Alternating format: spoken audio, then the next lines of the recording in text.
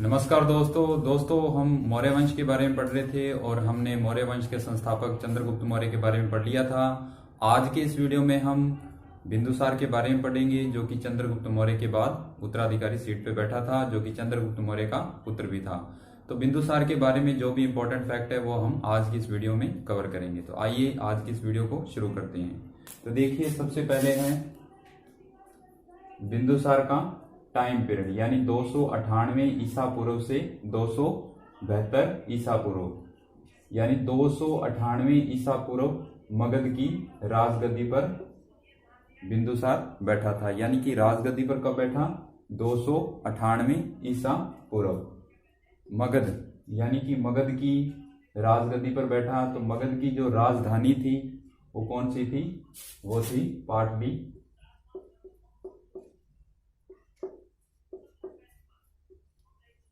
पाटलिपुत्र। यानी कि मगध जो था उसकी जो राजधानी थी वो क्या थी? पाटलिपुत्र थी। चंद्रगुप्त मौर्य के समय में भी चंद्रगुप्त मौर्य भी मगध पर ही उसने राज किया है, और तब भी पाटलिपुत्र जो थी उस समय भी राजधानी थी, और बिंदुसार के समय भी मगध की जो राजधानी थी वो पाटलिपुत्र थी। तो ये चीज का भी आप ध्यान रखें। फिर देखिए, नेक्स्ट है कि बिंदुसार को प्रथम सिजेरियन सम्राट कहा जाता है। प्रथम सिजेरियन सम्राट कहा जाता है क्योंकि बिंदुसार की माता विष के प्रभाव से मर गई थी। आपको पता है भी, जो चाणक्य था, यानी कि चंद्रगुप्त मौर्य जो था उनका जो गुरु था चाणक्य, यानी कि बिंदुसार का भी गुरु हुआ, अशोक का भी गुरु हुआ। वो यानी कि चंद्रगुप्त मौर्य को जो थोड़ा थोड़ा जहर है वो भोजन में मिला करके दिया करता था, और वो ही जहर एक दिन चंद्रगुप्त मौर्य की पत्नी ने खा लिया, जिसके कारण उसकी मृत्यु होने वाली हो गई। यानी कि वो मृत्यु के दौर में थी, कगार पे थी। तब बिंदुसार जो था वो गर्भ में था, तो बिंदुसार को यानी कि सिजेरियन पद्धति के द्वारा यानी पेट को चीर करके बाहर निकाला गया था, और जब बाहर निकाला गया तो उसके माथे पर एक विष की बूंद थी, इसीलिए उसका नाम क्या पड़ गया? बिंदुसार पड़ गया।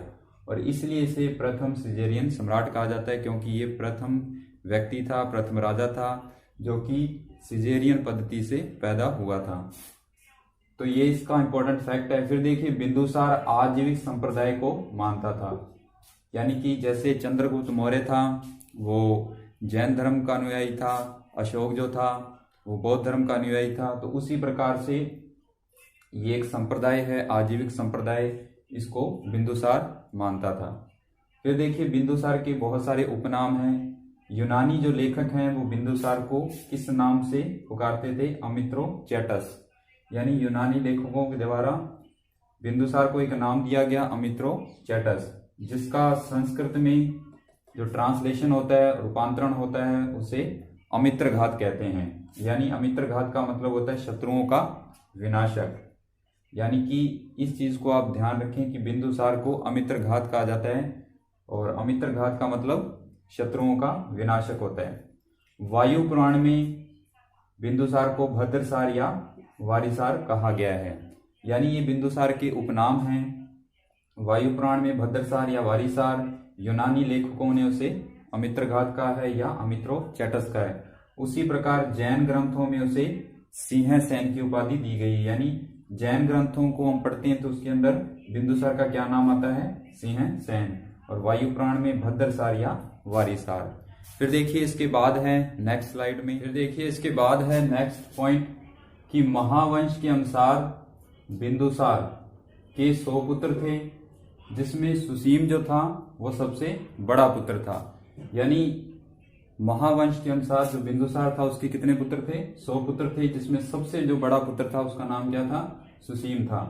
चाणक्य उनके दरबार में प्रधानमंत्री थे। आपको पता है चाणक्य जो था वो चंद्रगुप्त मौर्य के दरबार में भी प्रधानमंत्री था, और बिंदुसार के दरबार में भी, और अशोक के दरबार में भी प्रधानमंत्री के पद पे था।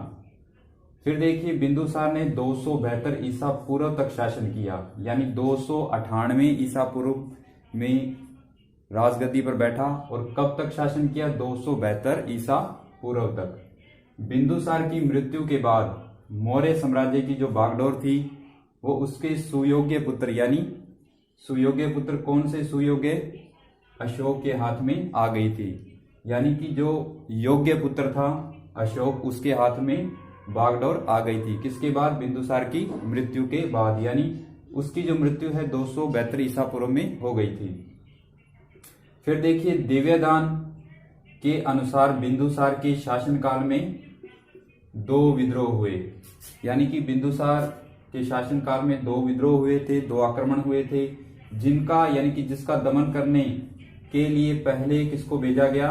पहले सुसीम को भेजा गया और बाद में अशोक को भेजा गया। यानी पहले सुसीम को भेजा गया, लेकिन उसके द्वारा ये जो आक्रमण था वो नहीं रुक पाया और उसके बाद फिर अशोक को भेजा गया। अशोक के द्वारा उस आक्रमण को यानी कि उस विद्रोह को पूरी तरह खत्म कर दिया गया।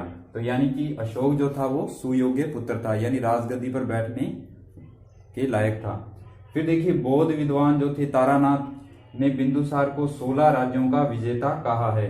यानी कि बिंदुसार जो था, कहा जाता है कि उसने दक्षिण भारत के कुछ राज्यों को भी अपने राज्य में मिला लिया था। इसलिए बौद्ध विद्वान तारानाथ कहते हैं कि बिंदुसार कितने राज्यों का विजेता था? 16 राज्यों का विजेता था। ये दक्षिण भारत के राज्य थे, यानी 16 जो राज्य थे उसमें से कुछ राज्य दक्षिण भारत के भी राज्य थे।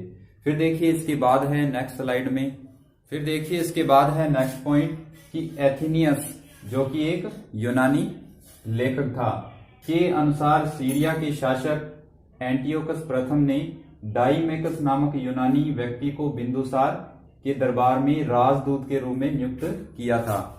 यानी कि जो एथेनियस था, जो एक यूनानी लेखक था, वो अपनी बुक के अंदर, अपनी किताब में ये लिखता है कि जो सीरिया का शासक था जिसका नाम था एंटियोकस प्रथम, उसने अपने एक राजदूत जिसका नाम था डाइमेकस को बिंदुसार के राज दरबार में एक राजदूत के रूप में नियुक्त किया था। यानी कि इस व्यक्ति के द्वारा, सीरिया के शासक के द्वारा अपना एक राजदूत बिंदुसार के दरबार में भेजा गया था।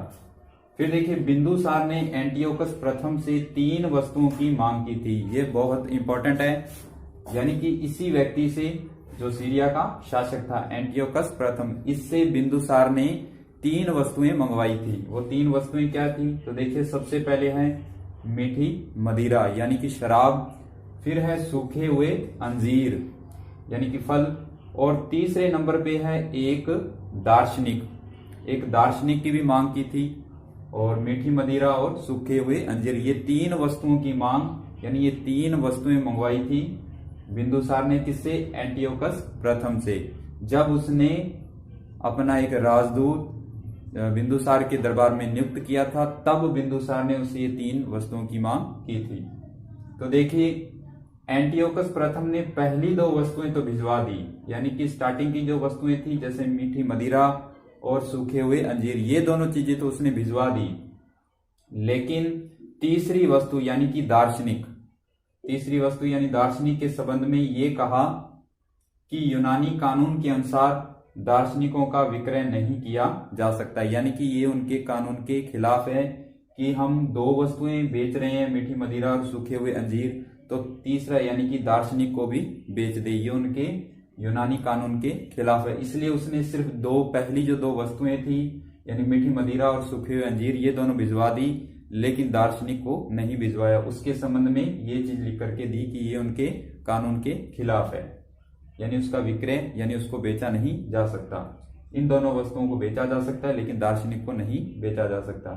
फिर देखिए नेक्स्ट पॉइंट है कि प्लिनी, ये भी एक लेखक है, के अनुसार मिस्र का जो नरेश था फिलाडेल्फस, यानी ये अपनी बुक में कहता है कि जो मिस्र का नरेश था फिलाडेल्फस, उसने भी अपने एक राजदूत, यानी क्या नाम था, डियानीसियस, फिलाडेल्फस ने अपने एक राजदूत डियानीसियस को भी बिंदुसार के दरबार में एक राजदूत के रूप में नियुक्त किया था या भेजा था।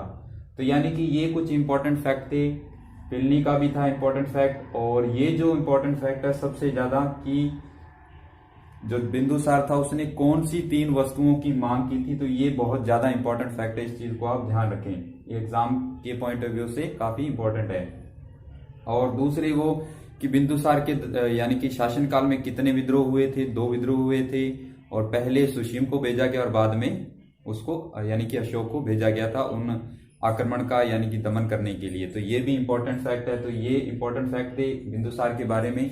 और इसके बाद हम नेक्स्ट वीडियो में पढ़ेंगे अशोक के बारे में, और अशोक के बारे में हम दो या तीन यानी कि पार्ट में उसको कवर करेंगे, क्योंकि उसके साम्राज्य के बारे में काफ़ी कुछ पढ़ेंगे हम। तो आई होप आज की इस वीडियो में आपको यानी कि जितना भी कंटेंट समझाया गया है वो अच्छे से समझ आया होगा।